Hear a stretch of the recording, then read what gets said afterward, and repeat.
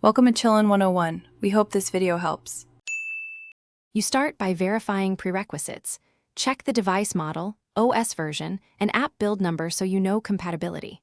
Once done, back up the app data using Cloud Sync or a local export file like BAC or JSON to avoid data loss. Then enable developer logs and USB debugging or the app's diagnostic mode so you can capture errors. Make sure to note timestamps. They'll help isolate when auto resets occur. Now proceed to reproduce the reset step reliably. Once you can reproduce the reset, trigger it while recording logs. Capture stack traces, network activity, and app state transitions to correlate events. Pay attention to memory spikes or watchdog kills, and look for permission denials or background process terminations that could force a reset. Make sure to inspect config differences.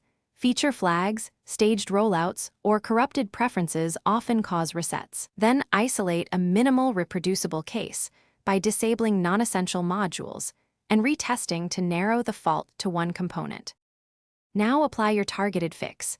Patch the offending code path, adjust runtime permissions, or roll back the problematic config or feature flag. After deploying, verify thoroughly with full regression tests across multiple devices, network conditions, and clean installs to confirm the auto reset no longer occurs. Make sure to monitor logs for a few cycles.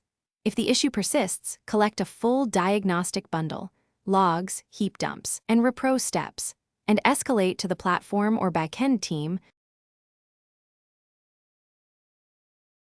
Thanks for watching. Consider subscribing if we helped you.